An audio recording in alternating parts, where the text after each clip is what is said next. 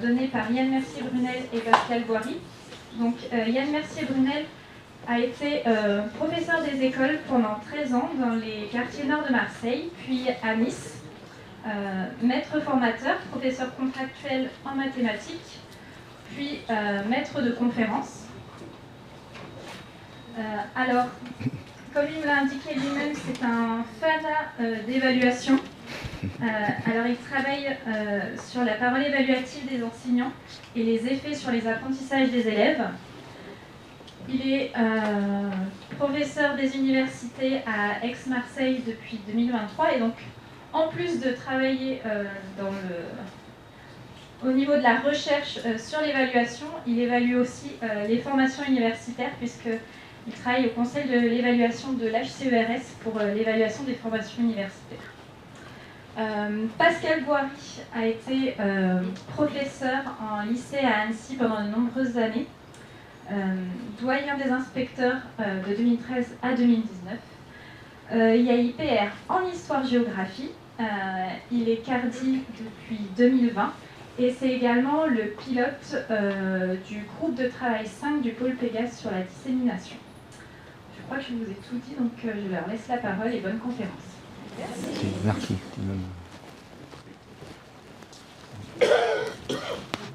Bonjour à tous. Bonjour. Donc on essaye un exercice pégasien avec un universitaire et quelqu'un de terrain, alors terrain avec guillemets, parce que les collègues qui sont enseignants vont dire bah, il est plus sur le terrain, il est inspecteur. Plus fort? Non, c'est bon? Ouais.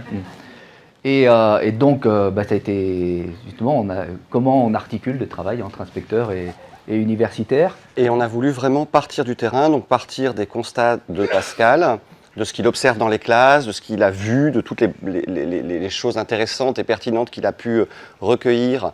Et donc on a vraiment l'objectif de partir de la réalité de ce qui a été observé, et puis d'essayer de dialoguer en voyant comment la recherche peut-être éclairer, apporter un contrepoint ou un éclairage sur un élément particulier.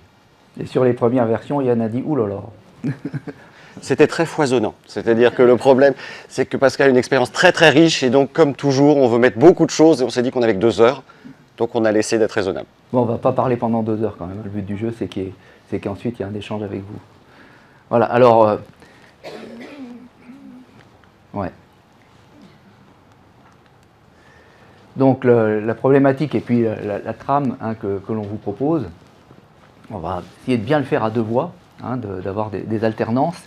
Donc en quoi la clarté, les objectifs, donc là je fais ce qu'André Tricot a dit qu'il ne fallait pas faire hier. Donc en quoi la clarté... Mais il a dit qu'il le faisait aussi quand même, donc comme quoi on a une tendance. La clarté sur les objectifs d'apprentissage, les finalités de ces apprentissages et la maîtrise des concepts scientifiques que sont l'aliment pédagogique, l'autorégulation et le feedback sont nécessaires pour avoir une cohérence pédagogique qui permette de piloter les apprentissages de chacun des élèves en classe hétérogène. Donc on va essayer de travailler à différentes échelles. À une échelle un peu distante, et puis en même temps de resserrer sur un certain nombre d'exemples, et puis le moteur du fonctionnement de l'apprentissage, un des moteurs du fonctionnement de l'apprentissage, que sont justement l'aliment pédagogique, et l'autorégulation, et puis les questions de feedback. L'objectif est d'être avec des exemples très précis. Alors je suis désolé, c'est vrai que vous allez tourner la tête, ça va faire un peu match de tennis. Peut-être qu'il faut qu'on se rapproche pour votre confort. Ouais, parce que là je pense que je vois les gens du milieu, c'est pas super confortable. Donc juste voilà, dire que l'objectif c'est vraiment d'avoir des exemples très concrets. C'est-à-dire c'est pas simplement d'avoir des éléments de réflexion qui sont qu'on a essayé quand même, sur lesquels on a essayé de se pencher, mais c'est aussi d'avoir des exemples toujours très concrets avec cet aller-retour, avec des situations extrêmement précises de classe, grâce à l'expérience de Pascal, et donc de regarder comment les choses peuvent se décliner. Et puis comme dans la réalité, c'est-à-dire qu'elles ne se déclinent jamais complètement, comme les principes scientifiques le disent, mais elles se déclinent de façon réaliste et vraie. Voilà, alors ça s'appuie sur un billet d'observation de mon côté, plus un regard réflexif sur ce que je faisais en tant que prof, où parfois j'étais très fier de moi, puis après je me suis dit, ouais, finalement... bon. On a comparé nos expériences, elles sont les mêmes. On a comparé nos débuts de carrière et on a pataugé. Voilà. Bien, alors, un peu une question de départ pour enclencher et pour un peu vous faire réfléchir un petit peu. C'est quelque chose que pour ma part je croise assez souvent en classe. Hein. C'est une question, alors il y en a d'autres, hein, mais souvent la question 1, dans le travail qui est conduit en histoire-géographie, alors je suis désolé, ça va être beaucoup des expériences d'histoire-géographie. Hein. Voilà. Mais je pense que c'est transférable sur toutes les autres disciplines. Hein. Très souvent, je vois, question 1, présenter le document, alors parfois avec des parenthèses, parfois pas de parenthèses, hein, nature, auteur, date, et cette question, je la trouve en 6e, pas très souvent, en 5e, en 4e, en 3e, en seconde, en première et en terminale. Et en terminale avec nature, auteur, date. Donc, ça m'interpelle un petit peu. Parce qu'en termes de progression, on a du mal à la voir. Alors, ce n'est pas le même enseignant, bien entendu, hein, qui pose cette question-là. Mais en termes de construction de l'apprentissage dans le parcours de l'élève, hein, on voit qu'il y a pas... Enfin, on ne bouge pas. Et puis, il y a une autre chose qui me gêne. C'est... Il n'y a pas le point rouge? Si? Ah ouais. C'est en terminale, ça. En terminale, il y a la moitié des élèves qui ont le droit de vote.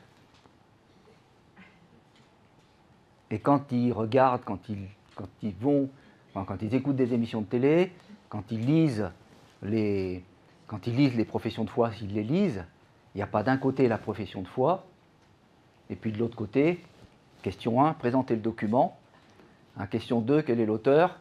Question 3, quelles sont les idées principales? Tout ça, il faut que l'élève, enfin la personne, le citoyen, qu'il est devenu, soit en mesure de se poser toutes ces questions-là. Donc, à un moment, il faut arrêter de poser des questions. Un des objectifs de l'enseignement, c'est d'apprendre aux jeunes à se poser des questions et d'arrêter de leur en poser. Et là, on voit qu'on a un souci. Et du coup, je me suis dit, mais qu'est-ce qui coince? Qu'est-ce qui pose problème? Et donc, l'interrogation que je me suis posée, mais c'est finalement, pourquoi on présente un document? Pour beaucoup de collègues, c'est une opération très formelle. C'est-à-dire le sens de ce travail qui est conduit, il n'est pas totalement intégré par le collègue. Et du coup, ça m'a amené à la question de compétence, parce que, comme avec la réforme du collège aussi, il y a cette question qui est intégrée, hein, on est sur une compétence, qui est une déclinaison d'une compétence un peu au-dessus. Et finalement, qu'est-ce qui fait que les collègues ont du mal à construire cette progression? Qu'est-ce qui coince dans la construction de la compétence pour que justement il y ait cette difficulté à construire cette progression? Voilà, donc, si je peux me permettre, voilà. C'est que cette compétence, quelque part, cette compétence de présenter la nature de document, elle s'appuie sur une réelle compétence. Elle s'appuie sur quelque chose qui a du sens. Oui, effectivement, on peut demander à un élève de s'approprier la nature du document, son auteur, sa date, parce que ce soit en terminale avec un texte, évidemment, on n'aura pas le même texte en 5e et en terminale, mais ça a du sens. Et effectivement, on a besoin que l'élève s'interroge sur la nature du document qu'il a. C'est quand même un peu la base de tout ce qu'on fait dans nos différents champs disciplinaires. La question, c'est quelle progression pas seulement dans la complexité des situations de référence, c'est-à-dire des textes, mais quelle progression dans les processus de l'élève. C'est-à-dire qu'on s'attend à ce que son regard sur la nature d'un document en terminale, il n'a pas la même acuité que la nature d'un document en 5e, où il va plutôt la classer dans des pré-catégories, il va plutôt se repérer. Donc derrière cette question un peu anodine se cache beaucoup de réalité. Évidemment, Pascal, en tant que ancien professeur d'histoire et géographie, IPR d'histoire et géographie, la question de l'appropriation, la pertinence, l'esprit critique par rapport à ce document, elle se pose. Et donc derrière une chose simple, il y a une réalité très très complexe que Pascal a voulu vraiment approfondir et sur lequel il a voulu se réinterroger et partager avec nous son interrogation. Voilà, donc le premier temps, ça va être autour de une réflexion autour de cette notion de compétence. Et pourquoi une réflexion autour de ces compétences? Parce qu'il y a une attente institutionnelle. Ça, c'est l'IPR qui parle. Là. Il y a une attente institutionnelle. Le socle, l'intégration du socle, ça c'est le décret de mise en place du socle, met en place le socle commun de compétences et de connaissances, de compétences et de culture. Et donc, il intègre cette notion de compétence. Je vous rappelle qu'il a intégré le premier socle, c'est 2008, qu'on est rentré, il ne s'est rien passé pendant 3 ans. parce que tout le monde était un petit peu déstabilisé. Et puis la troisième année, il y a eu une circulaire du ministère. On vous rappelle qu'à la fin de l'année, on évalue en compétences. Mais sauf que personne n'avait travaillé dessus pendant les 6e, 5e, 4e, 3e. Enfin, c'est 6e, 5e, 4e. Donc en 3e, ça a été un peu la panique. 2e socle ensuite, et avec un gros travail d'accompagnement du ministère là-dessus. Mais quand même, quelque chose qui n'est pas complètement stabilisé. Et dans les attendus du supérieur, quand il y a eu un travail sur Parcoursup et au moment de la réforme du lycée, il a été bien dit, attention, quand on a eu les attendus de licence, d'entrée en licence, c'était on attend qu'un certain nombre de choses, qui soient autonomes, qui sachent justement avoir un regard réflexif sur un certain nombre de choses. Donc il y avait un certain nombre de compétences qui étaient posées. Au-delà des connaissances, du niveau de connaissances attendu, il y avait un certain nombre de compétences qui étaient posées.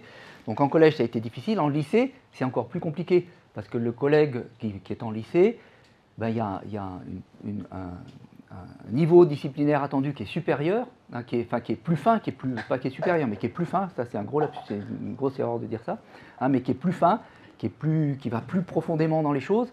Et du coup, il y a une focalisation plus forte sur la discipline. Et c'est plus compliqué pour le collègue de lycée de faire ce transfert dans les observations, dans ce qu'on voit, de faire ce transfert sur la notion de compétence. Tu me coupes, si tu veux. Ouais. Je te laisse. Mais alors, notion de compétence, donc là on a eu pas mal d'échanges avec Yann, un peu musclé parfois. Et donc Jean-Marc Simon, pour ce qui était IPR de SVT qui portait le groupe compétences, il avait compté 154 définitions. Il en avait trouvé 154, il y en a peut-être davantage. 154 définitions. Ça fait quand même un peu beaucoup. 154 définitions. Et puis, qui viennent de champs spécifiques. C'est là qu'on a eu des échanges avec, avec Yann. Il dit, mais ouais, tu mélanges tout. J'ai pas dit ça comme ça. Mais c'est vrai que c'est d'ailleurs une grande discussion, et on en reparlera peut-être à la fin, sur le fait, on sait que ce mot compétence pose question et pose difficulté. Il pose difficulté déjà au départ parce que même la communauté scientifique n'est pas d'accord. Donc alors, il y a quand même des éléments communs, il ne parle pas de choses qui n'ont rien à voir les unes avec les autres, mais on a des discussions, Pascal en a relevé certaines de définitions, et on a des entrées plus didactiques, des entrées plus pédagogiques, des entrées plus professionnelles. On a des compétences à tous les niveaux, des enseignants, du référentiel de compétences des enseignants jusqu'aux compétences qu'on a dans le socle commun. Donc ça veut dire que déjà, il y a quand même une discussion qui se passe autour de cela, et que le choix qu'on a fait avec vous, c'est d'essayer d'aborder cette notion-là par les classes, par la réalité, c'est-à-dire par la façon dont ces compétences peuvent se retrouver dans les classes. Et je pense la question phare, c'est quel intérêt ça a. C'est super d'introduire un nouvel outil, mais à quoi ça sert? Est-ce que ça apporte quelque chose de parler de compétences? Alors, si on est là, c'est qu'on est convaincu que oui. Mais qu'est-ce que ça apporte? C'est-à-dire, est-ce que c'est... l'idée, c'est de ne pas se noyer dans une définition qu'on voudrait absolue, et plutôt d'en faire un outil pour en faire quelque chose. Donc finalement, qu'est-ce que ça nous permet de penser, d'interroger, de réfléchir? Et c'est un petit peu sous cet angle-là qu'on a voulu aborder la compétence, sous un côté très pragmatique. Voilà, alors, quand on demande, j'avais fait des expérimentations à un PNF, allez, il n'y avait que des cadres, donc inspecteurs, formateurs, inspecteurs premier degré, second degré, généraux. Et puis comme on est des tops, je vous donne 45 secondes pour me donner une définition de la compétence, puisque vous la maîtrisez super bien. Et donc il était ressorti ce qu'on a. Et l'autre chose, c'est quand je vais en inspection, et je pense que c'est pareil pour les collègues, et qu'on demande, mais finalement, vous mettez quoi derrière compétence? Alors déjà, toujours, il y a souvent un malaise. Il y a souvent un malaise, le collègue change un peu de couleur, il y a une instabilité un peu. Et donc, il sort en général ça. Voilà, donc des savoirs, une compétence, c'est des savoirs, des savoir-faire et des savoir-être. Et c'est la définition la plus courante que l'on... Oui, et puis elle est assez classique parce qu'elle montre un peu 3 niveaux, Elle montre vraiment l'idée de connaissance à mémoriser, l'idée de technique, de technicité, et puis l'idée de un peu plus que ça, c'est-à-dire mobiliser une compétence dans des situations un peu plus complexes comme l'esprit critique, la citoyenneté, enfin des choses qui ne sont pas enfermables dans que de la connaissance et du savoir-faire. Donc des attitudes, mais ça donne un peu une impression qu'on a un vase, hein, puis on verse les choses dans le vase, on tasse un petit peu, on en rajoute, on tasse un petit peu, on en rajoute, on tasse un petit peu, mais c'est une vision qui est un peu statique. Hein, et le beau terme que Yann n'aime pas du tout. Tout de suite, en plus on est filmé, ne dis pas ça. Non, je dis juste que je garde un esprit critique, ça. Management, donc il est dans le management, hein, donc c'est pas du tout dans le domaine éducatif. Hein, lui, il dit ça c'est avoir des compétences. Mais après, il faut savoir les mobiliser. On peut les avoir et ne pas les savoir les mobiliser. Et donc, et en fait, il m'a semblé qu'un des problèmes justement de la construction des progressions dans les classes venait du fait que on restait trop sur et de façon implicite sur cette approche-là. Et qu'il manquait des choses. Il manquait des choses qui sont dans les dans les définitions qu'on trouve. Hein, et il y a 3 points communs qui me semblent qu'on trouve. D'abord, c'est un savoir-agir. C'est-à-dire, il n'y a pas de compétence s'il n'y a pas de mise en action. Mais de mise en action, alors vous allez me dire, et du reste, un collègue m'a posé la question, mais quelle différence tu fais entre un savoir-faire et un savoir-agir? Le savoir-faire, c'est de la technique. Le savoir-agir, c'est plutôt de l'engagement. J'agis si on me le demande, ou j'agis spontanément. Et donc, ce n'est pas la même chose. Et si je peux me permettre, plus qu'action, moi j'utiliserais le mot acte en faisant référence à Mendel, parce que l'acte, ça nous implique. Hein. Il a écrit un très beau livre qui s'appelle L'acte est une aventure. Un acte, c'est quelque chose qui part de moi. Ce n'est pas une simple action, c'est-à-dire ce n'est pas simplement regarder l'externe de ce qui est fait, c'est quelque chose, il y a une partie de moi dans l'acte. Et effectivement, dans la compétence, il y a l'idée qu'il y a une partie de son auteur. Ce n'est pas simplement une technique et une technicité qu'on va lui demander d'appliquer. Cette action, elle se construit dans un contexte. De fait, hein, dès que vous faites quelque chose, il y a un contexte. Le problème, c'est que souvent, ce contexte n'est pas mobilisé, n'est pas utilisé, alors qu'il peut être un outil, alors souvent, non, ça dépend hein, des collègues, hein, mais il peut être un outil de construction d'une progression. Hein, en faisant évoluer le contexte, on reviendra dessus tout à l'heure, il peut être un outil de construction d'une progression, et donc, et ça, c'est quelque chose qui se retrouve chez certains collègues, mais qui ne se retrouve pas chez un certain nombre. Et en fait, enfin, la question d'autonomie. C'est-à-dire, on revient sur hein, quelle est la nature du document. En terminale, un élève, on ne doit, et même avant la terminale pour moi, on ne doit pas lui demander quelle est la nature d'un document. Il doit l'avoir acquis et il doit se poser la question tout seul. J'ai un truc, ah ben, il faut à tout prix, on me propose, enfin, je croise un truc dans la rue, il faut à tout prix que je me pose un certain nombre de questions sur ce truc que je croise dans la rue. Et si on ne construit pas ça, pour moi, on a raté quelque chose. On n'est pas dans une des missions de l'école qui est l'émancipation. Voilà, donc on va creuser un petit peu.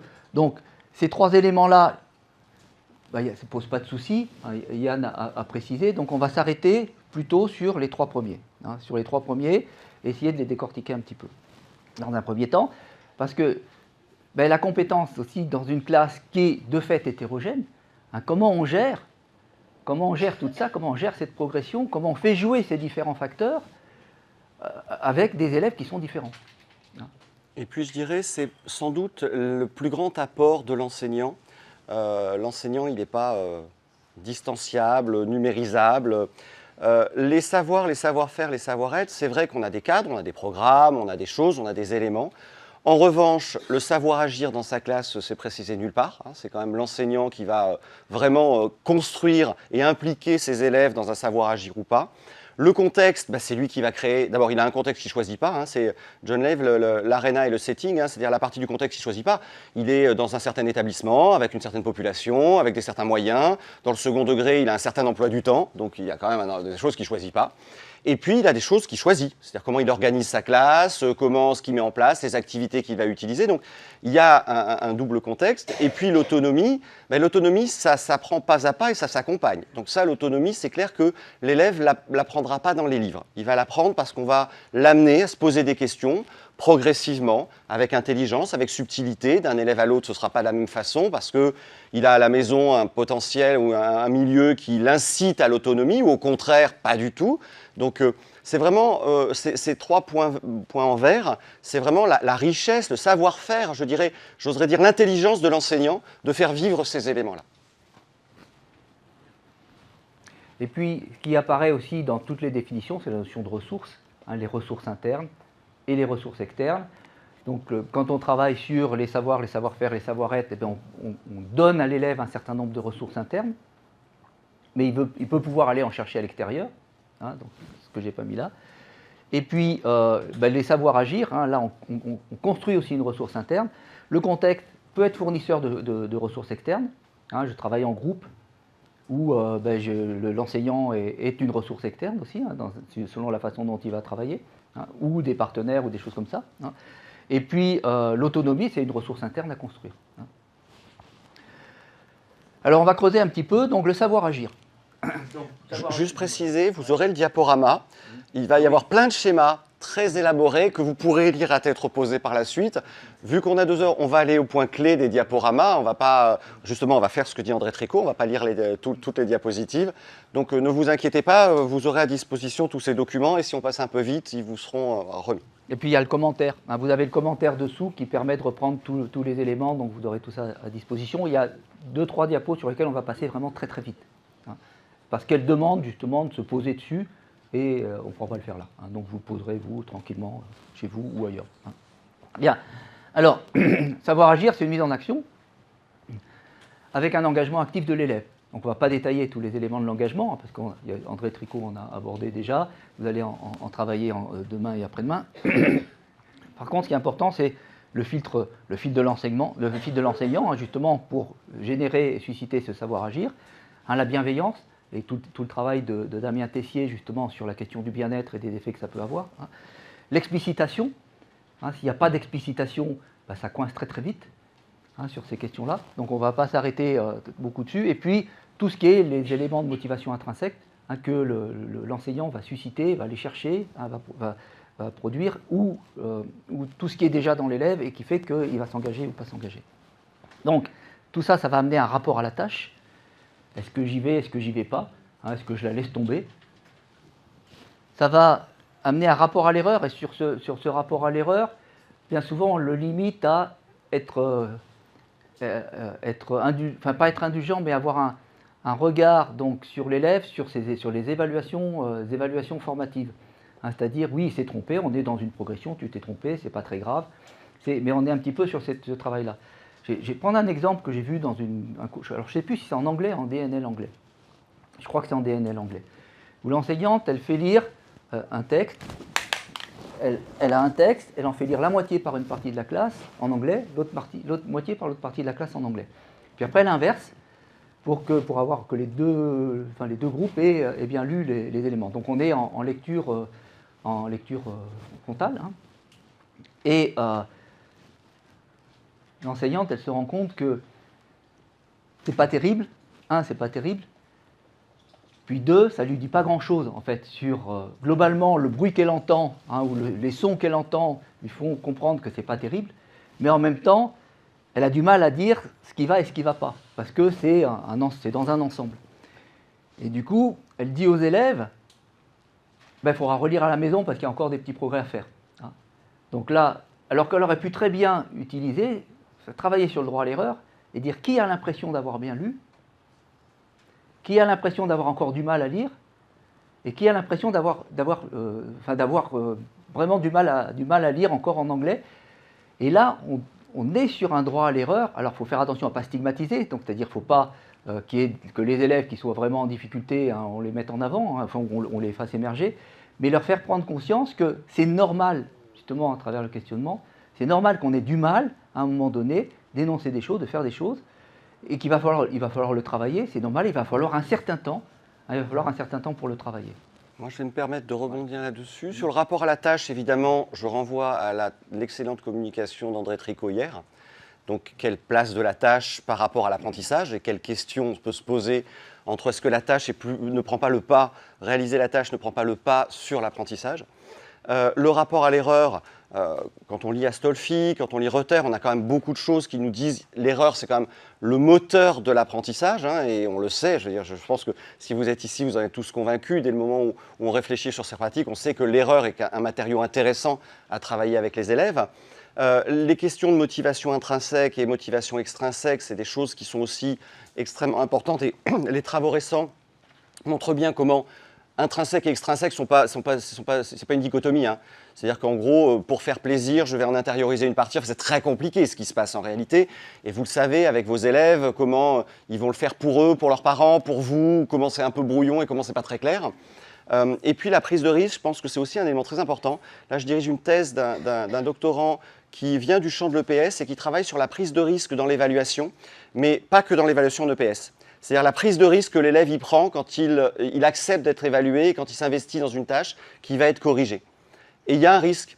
Et d'ailleurs, Bocart et Cornu ont montré aussi comment certains élèves ont des stratégies d'évitement pour ne pas faire, pour éviter ce risque qui peut conduire à du décrochage haut. Donc derrière cette diapositive, il y a des enjeux quand même qui sont absolument fondamentaux et qui méritent d'être, voilà, là on va passer un peu rapidement, mais qui méritent vraiment une réflexion parce qu'il y a des enjeux vraiment, vraiment importants. J'ai oublié de dire une chose tout à l'heure, c'est que c'est Lisa Fiogère qui est au fond de la classe qui nous a dit qu'il faut que vous fassiez un truc à 2 voix. Oui, c'est-à-dire qu'on est 3 en réalité.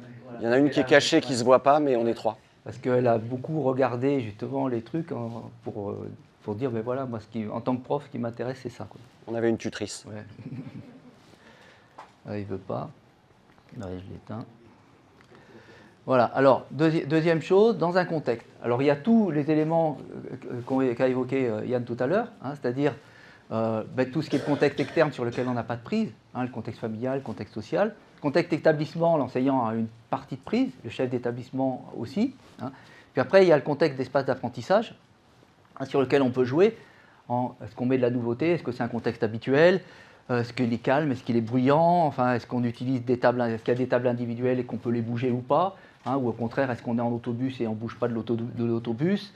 Est-ce qu'il y a des distracteurs importants, hein, avec du bruit ou plein de trucs au mur, ou des choses qui se passent dans la rue, ou des choses comme ça, hein, donc est-ce que l'enseignant met en confiance, mais pas en confiance? Et puis, il y a des situations d'apprentissage en termes de contexte, hein, c'est des éléments sur lesquels qu'on va regarder un peu plus. Ça peut être perturbant, insécurisant, au contraire très sécurisant. Mais si c'est trop sécurisant à la prise de risque, si c'est trop sécurisant trop longtemps, il n'y a pas de construction d'apprentissage. Hein, donc il y a des moments où il faut mettre en insécurité, il faut déstabiliser, avec des aides et sans aide. Et quelles aides? Hein, qu'est-ce qu'on donne en aide? Parce qu'une aide, ça peut être hyper sécurisant, mais du coup on ne construit pas l'apprentissage. Un professeur disponible ou inaccessible. Hein, ce que je vois parfois en classe, c'est le collègue qui met les élèves en activité et qui souffle, parce qu'il en a besoin, hein, mais qui ne regarde pas du tout ce que font les élèves. Et du coup, il perd une partie d'information qui est considérable, hein, pour tous les feedbacks qu'il va avoir à faire. Et puis, dans certaines classes, des AESH, hein, il y a de plus en plus d'AESH, qui parfois sont affectés à un élève ou à un groupe d'élèves, mais parfois dépassent aussi, hein, une action qui dépasse leur groupe d'élèves. Et puis des AED, hein, qui, dans certains cas, comme l'AP, comme le devoir fait plutôt, hein, interviennent, ou dans certaines classes, hein, dans certaines conditions, et on verra tout à l'heure. Voilà, donc il y a tous des éléments de contexte, et si on creuse un petit peu, voilà des exemples d'aides, hein, donc on a des aides, là on a des aides coup de pouce, hein, c'est des choses que beaucoup d'entre vous font, je pense, hein, avec certains éléments, et là vous voyez que ça guide, hein, on a une aide qui est une aide guidante. On a ici une aide qui est donnée lors d'évaluation, hein, qui fait des rappels aussi d'un certain nombre de choses. Et puis vous avez là une aide qui est, on trouve un certain nombre de classes dans lesquelles il y a des travaux, enfin des définitions, des éléments qui sont au mur, hein, il y en a de plus en plus, et qui sont des aides aussi, que les élèves regardent ou ne regardent pas, qui sont souvent des outils collectifs, hein, qui sont faits non par le professeur, mais par l'équipe, parce que par l'équipe, donc il y a une réflexion derrière pour essayer de voir finalement comment on définit ça, qu'est-ce qu'on met, où on l'affiche, comment on l'affiche, et puis après la question qu'il faut se poser, c'est quand on l'enlève. Hein, quand on l'enlève. Et vous voyez qu'en termes d'hétérogénéité, à la fois ça c'est très intéressant parce que ça fait des repères visuels, hein, et ça donne une cohérence, ça montre qu'il y a un accord d'une équipe sur des choses, parce que quand ça se trouve dans une salle, ça se trouve dans les autres salles, donc quel que soit l'endroit où l'élève circule, il y a une cohérence globale, mais en même temps, dans une classe hétérogène, il y a un moment, si on les enlève, ça peut gêner certains élèves, si on les laisse, alors les bons élèves peuvent dire, ben, je ne les regarde plus, mais il y a quand même la tentation. Hein. Donc voilà, ça peut être un outil, mais il y a un travail à faire avec les élèves sur quand est-ce que je le regarde, quand est-ce que je ne le regarde plus. Par contre, sur des aides qui sont des coups de pouce, alors qu'ils peuvent être donnés individuellement, qui peuvent être donnés à tous, hein, on voit un peu tous les profils, donnés à tous, donc dans ce cas-là, il n'y a pas beaucoup de différenciation. Donner individuellement aux élèves en amont, aux élèves qui en ont besoin, ou donner individuellement aux élèves qui en ont besoin quand ils en ont besoin, parce que le professeur a regardé, il a vu, donc là ça coinçait, là ça coinçait, là ça coinçait. C'est pas la même chose. Hein, dans un cas, ça arrive en ressources, dans l'autre cas, ben, c'est en amont. Et finalement, ben, l'élève peut être tenté hein, de suivre la trame derrière. Et en termes de construction, ben, peut-être qu'il y a une temporisation à faire, hein, d'abord dans une situation, puis après une autre.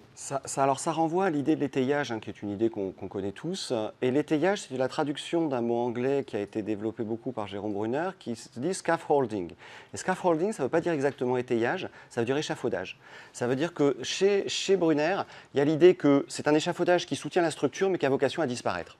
Et donc, je pense l'aide comme devant se disparaître à un moment ou à l'autre. Donc, quand je la pense dans quand est-ce que je la donne et à qui, mais quand est-ce qu'elle va disparaître et comment. Et donc, les deux sont toujours pensés ensemble. Et c'est vrai qu'avec la meilleure volonté du monde, on va proposer des aides à nos élèves, mais on ne va pas toujours réfléchir à la progression de sa disparition de l'aide.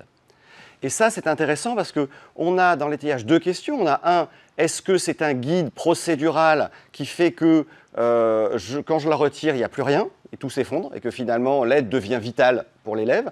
Ou est-ce que c'est quelque chose qui de proche en proche va l'amener à intérioriser des techniques, hein, c'est-à-dire en gros, là par exemple, fait 1, puis 2, puis 3, puis il va l'avoir une fois, il va l'avoir deux fois, il va savoir qu'il n'aura pas 3 fois, donc il va falloir qu'il se souvienne un petit peu de son aide et qu'il mémorise la procédure pour ensuite passer à un niveau un peu plus complexe. On va parler d'autonomie pour passer de la procédure à mais quand est-ce que je m'en sers et à quoi ça sert.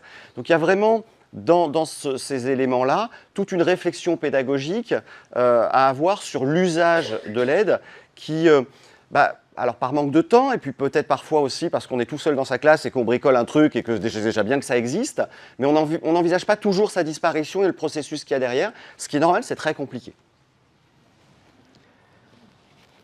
Donc on retrouve, donc je passe rapidement, hein, avec les éléments justement l'articulation sur étayage, hein, vous pourrez la regarder, hein, ça reprend tous les éléments que l'on vient de dire. Troisième, donc et ça je passe très rapidement aussi, c'est les contextes par rapport à la sécurité. Hein, donc je ne vous laisse pas le lire, je passe tout de suite à la diapo suivante, vous le regarderez à tête reposée parce que ça oblige à cogiter un petit peu. Mais l'idée de risque est là. Hein. L'idée de risque, elle est importante, c'est-à-dire quel est le sentiment de sécurité de l'élève. Et on sait très bien que certains élèves ont besoin de se sentir en sécurité alors qu'ils savent faire. Hein. Ils ont juste besoin. Il y a certains élèves, vous êtes à côté et il sait faire quand vous êtes à côté, il ne sait plus faire quand vous n'êtes pas là. Donc on a bien compris, lui, dans quelle optique il a besoin d'être sécurisé. Là où d'autres ont parfois juste besoin d'être sûrs du démarrage. Alors par quoi tu commences? Par ça. Bah oui, bah vas-y.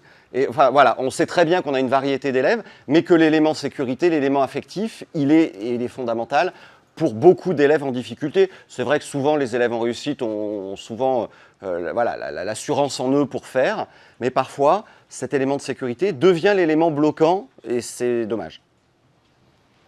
Alors l'élément d'inconscience à la fin, c'est pas inconscient au sens je suis complètement taré, hein, c'est au sens je ne suis pas conscient de ce à quoi je m'expose.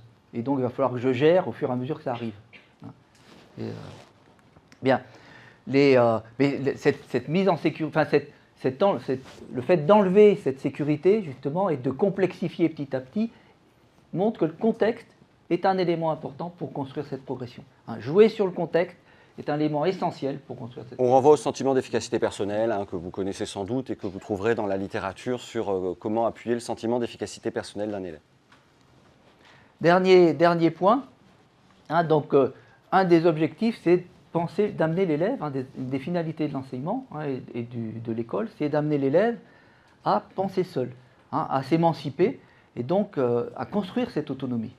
Hein, et construire cette autonomie, on n'est pas autonome en soi, on est autonome en quelque chose. Hein, alors, on trouve parfois l'autonomie comme une des compétences, moi ça me gêne un petit peu, mais c'est personnel et puis je le partage à l'unanimité, mais avec moi-même. Mais voilà. Il ne faut pas mélanger l'autonomie et le sentiment de confiance en soi. Bien, alors, vous avez là aussi une progression hein, qui peut s'installer. Hein, je réponds à un questionnement qui est très fermé, je réponds à une commande avec des consignes. Ce n'est pas pareil, des consignes qu'un questionnement, hein, avec question 1, question 2, question 3, question 4, question 5, on va en voir.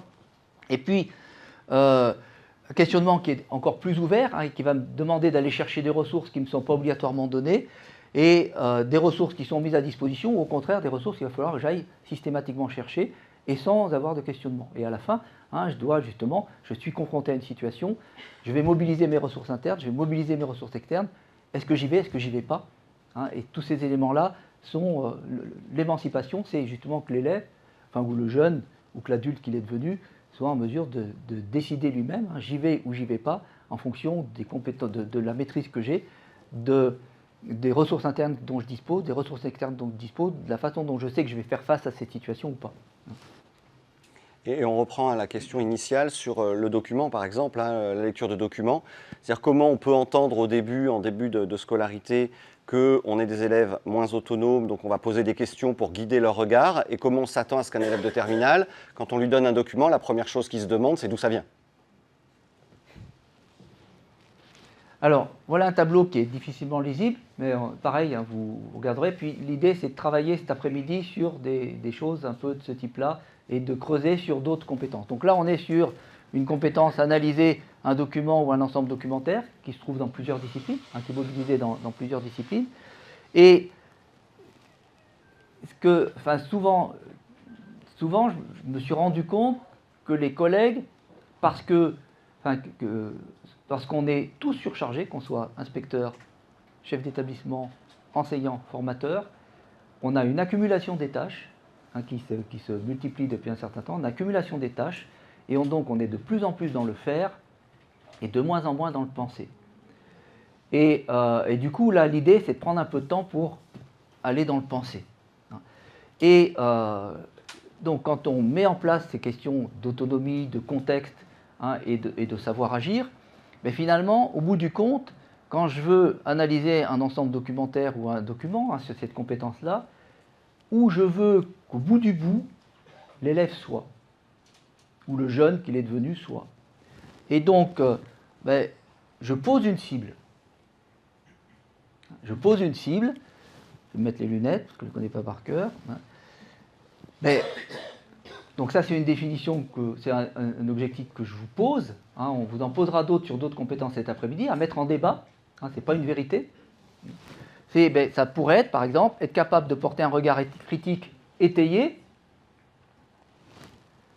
sur tout type de document ou ensemble documentaire croisé dans une situation quotidienne. Là, on a quelqu'un qui est émancipé. Mais comment on y arrive à ça? Après, c'est comment on construit une progression, hein, pour arriver à ça. Et puis, est-ce que ça, c'est un tout? Comment je peux arriver à décortiquer ou à faire des sous-ensembles sans non plus rentrer dans un hyper-décortiquage? La grosse difficulté sur les compétences, hein, il y avait l'équipe de Gaillard, je ne sais pas s'il y a des collègues de l'équipe de Gaillard ici, je n'ai pas regardé d'où tout le monde venait, mais en 2014-2015, ils étaient arrivés en français à 92 ou 93 items. Ils avaient fait un gros travail collectif pour pouvoir justement pointer où en étaient les élèves, et ils étaient arrivés à 92, 93, 94 items. Et toi, tu étais arrivé à combien? Alors, je t'avais dit de ne pas le dire.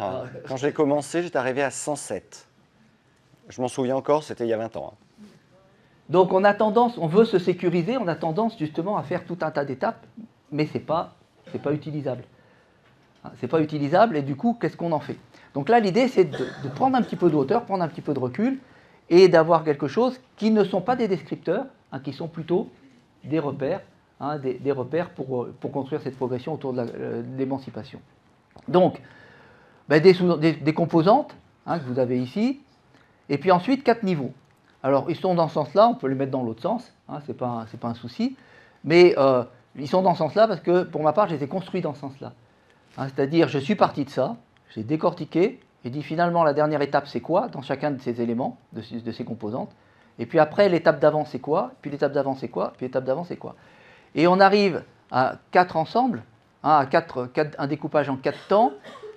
Alors, premier temps, c'est l'absence d'autonomie, c'est-à-dire que l'élève répond à des questions, hein, il répond à une commande, à une demande de l'enseignant, à une commande qui est assez précise. Et donc là, c'est l'acquisition, la dimension technique, hein, la prise de conscience de, voilà, sur cet élément-là, présenter un document, ben, il faut que je regarde ça, que je regarde ça, que je regarde ça, que je regarde ça. Que je sache où ça c'est dans le document, et puis pour pouvoir le voir et prendre les infos. Le deuxième niveau, c'est, ben, j'ai repéré, je sais tous ces éléments-là, et donc quand on me dit présenter un document, ben, je sais qu'il faut que je mobilise ça, ça, ça, ça et ça. Et je sais où le trouver. Le troisième niveau, c'est, je sais où sont ces documents-là, ces éléments-là de la présentation, mais je sais aussi que par rapport à la question sur laquelle je travaille, ça c'est important, ça j'en ai rien à faire. L'auteur en géographie, souvent, à part les géographes, hein, on n'a pas trop besoin, je suis géographe, hein, c'est pour ça. Par contre l'auteur en histoire, et la date en géo a autant d'importance que la date en histoire. Hein, mais la date en histoire, enfin les dates sont essentielles. Alors en géo, ça va l'être plus ou moins, mais en histoire, c'est essentiel. Hein, c'est les éléments du contexte historique qu'il va falloir, enfin, à tout prix que l'élève le regarde. Par contre, je disais, l'auteur en géo, ben, on peut l'évacuer. Ce n'est pas la peine obligatoirement de dire quelque chose selon le niveau auquel on travaille. Et puis, le troisième niveau, donc, à chaque fois, là, il y pense. Hein, il y pense seul, c'est-à-dire, je sais qu'il y a ça qu'il faut que je fasse. Là, je sais qu'il y a ça qu'il faut que je regarde, mais je fais un tri, ça c'est important, ça c'est pas important. Donc, je fais des choix, en fait, hein, dans ce niveau-là, je fais des choix. Et puis ensuite, non seulement je fais des choix, mais je sais aussi que ces choix peuvent entraîner une forme de manipulation. Hein, c'est-à-dire, en faisant ces choix, je peux essayer de manipuler l'autre, ou j'ai conscience que l'autre, par les choix qu'il a fait, peut me manipuler. Alors là, ça peut être un peu déstabilisant, parce que les documents qui sont donnés à l'élève, c'est le prof qui les a choisis. Donc il oriente un petit peu sa pensée. Donc il faut accepter aussi, à un moment donné, d'être interrogé, mais pourquoi j'ai pris ce document-là et pas ce document-ci, hein, pourquoi ça peut être déstabilisant. Alors moi, ce qui m'a beaucoup intéressé dans ce tableau qui a été construit par Pascal, hein, à partir d'une synthèse de ses observations, c'est que ce tableau-là, alors d'abord, le niveau 1, c'est le niveau où l'élève maîtrise la technique. Et parfois, on voit dans certaines classes où c'est le niveau qu'atteint l'enseignant finalement, c'est-à-dire bah, il y a, par rapport à la taille de son programme, au nombre d'heures, au choix qu'il a fait, finalement il laisse l'élève avec une maîtrise technique et il apprend la maîtrise technique à appliquer une technique de résolution d'un problème de mathématiques ou de traitement d'un document. Et dans le tableau de Pascal, cet élément-là, c'est le point de départ.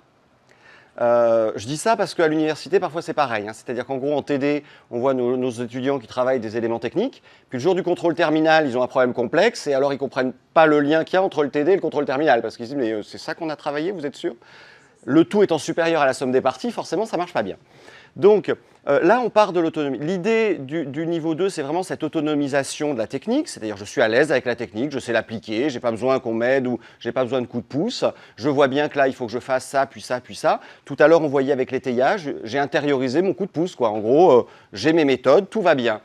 Le niveau 3, il commence à être intéressant sur le côté un peu de métacognition, c'est-à-dire je me demande un peu ce que demande l'enseignant. C'est-à-dire je sais ce que demande l'enseignant, je comprends ce que je dois lui produire, je sais où il veut m'amener. Donc, je vais y aller. Et ce niveau 4, on le voit assez rarement en réalité. Alors d'abord, il est très compliqué, il se travaille au très long cours. C'est l'idée où l'élève se repositionne lui comme sujet dans ça. Mais ça me sert à quoi? En gros, est-ce que ça m'intéresse? À une époque où on essaie de remettre des questions d'orientation au collège, par exemple, je parle à l'inspecteur, hein, en essayant de remettre l'élève à se poser des questions sur ce qu'il veut faire, où il veut aller. À une époque où au lycée, on lui demande de choisir des spécialités et on aimerait bien que ce ne soit pas ni les parents qui choisissent les spécialités, ni qui remplacent la filière S par des spécialités scientifiques juste parce que vaut mieux, parce que, comme tout le monde le sait, ça mène à tout. L'idée, c'est de se dire... Et moi, sujet là-dedans, comment je suis acteur, comment je suis auteur de ce que je suis en train de faire. Ça, c'est vraiment, alors c'est un horizon, évidemment, ça c'est le rêve, le Saint Graal, mais c'est quelque chose qu'on doit, à mon sens, pas perdre de vue. En toute laïcité, le Saint Graal. Ah oui, pardon. Oui, c'est vrai que les expressions... Oui, mais hier, André Tricot, il a parlé de l'effet Matthieu. Ça vient de la Bible, hein. Les riches s'enrichissent, les pauvres s'appauvrissent. Bon, après, ça a été didactisé, hein, mais bon. Donc, on a le droit à une fois. Je refais plus, promis. Donc, toujours est-il que ce niveau 4, il est vraiment intéressant. Et ce niveau 4, alors évidemment, c'est un peu le cœur du lycée. Je dirais, c'est ce qu'on attend d'un lycéen quand il rentre dans une dissertation, que ce soit en philosophie, en SES ou en français, ou en histoire géo. Mais c'est des choses qu'on peut travailler assez tôt, finement, avec des petites choses, pour amener l'élève un tout petit peu à se positionner. Et je pense que c'est un des gros enjeux du collège avec cette réforme-là qui veut qu'on travaille sur les métiers ou autres, qu'on se pose un peu des questions. Je pense qu'on ne doit pas avoir peur de se demander à quoi les enseignements scolaires, en quoi ils sont utiles. Ah oui, ils sont utiles, moi je suis désolé, mais quand j'apprends à un élève à regarder un peu des statistiques ou à faire des pourcentages, je lui apprends à arrêter d'acheter un shampoing pour 15% de cheveux cassés en moins ou pour 23% de luminosité en plus, quoi. Donc je ne fais pas qu'un statisticien, je suis un citoyen. Donc je pense que ces idées-là, c'est des petites choses qui sont intéressantes à garder en tête parce que c'est un petit peu peut-être le cœur de notre métier et le cœur du propos de Pascal, qui est cette idée d'émancipation. Alors, le bleu, vous demandez peut-être que c'est que les cadres bleus. Les cadres bleus, c'est en histoire géo, les attendus au bac. Hein? Si j'étais en philo, ça serait autre chose. Si j'étais en philo, il y aurait des choses ici. Hein?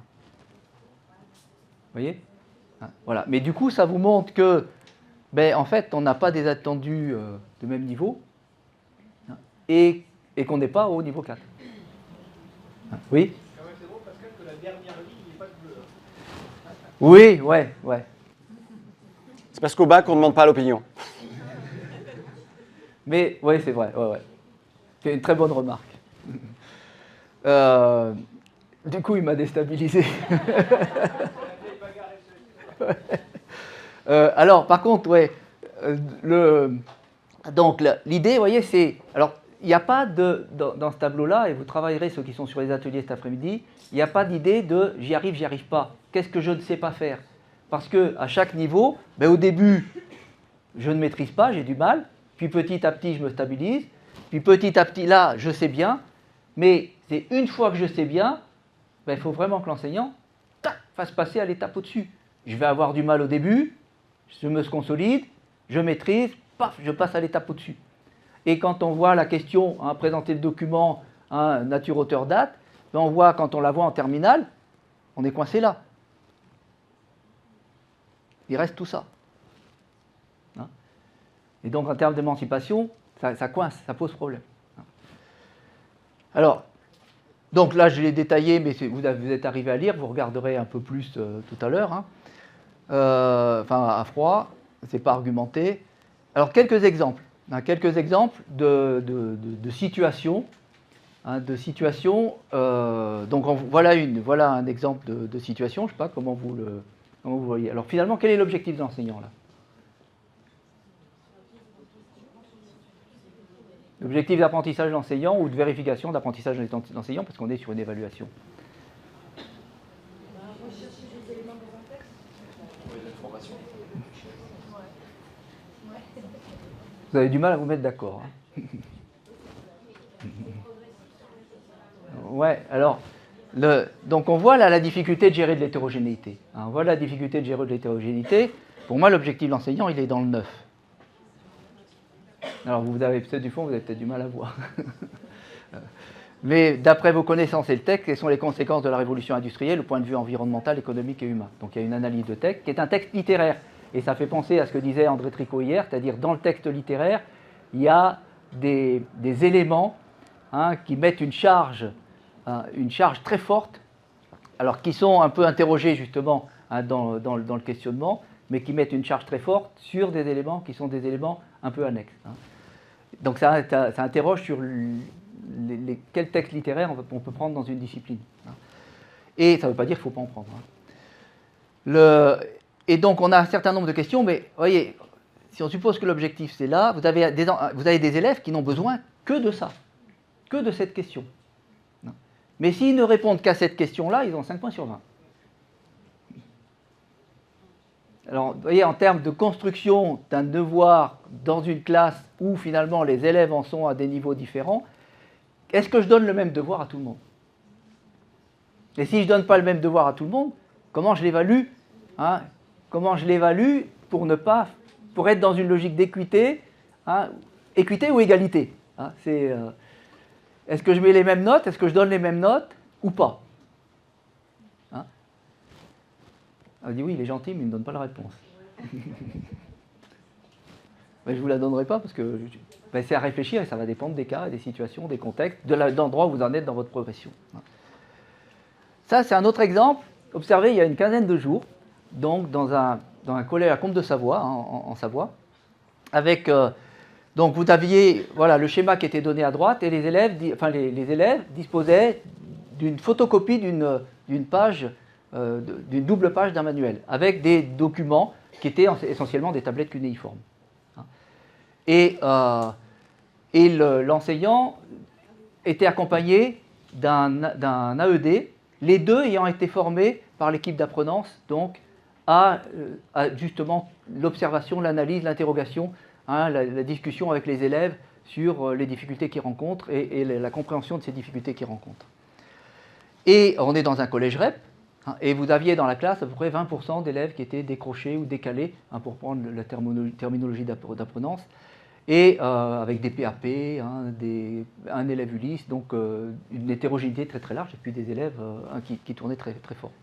Et les enseignants disent, on vous donne des photocopies parce qu'on a vu qu'à la séance précédente, en fait, vous avez eu du mal à travailler sur le document. Et c'est l'AED qui a repéré, donc l'enseignant fait son cours, l'AED est en observation de ce qui se passe dans la classe. Il est la deuxième paire d'yeux de l'enseignant et la deuxième langue de l'enseignant puisqu'il interagit, il interroge les élèves, etc.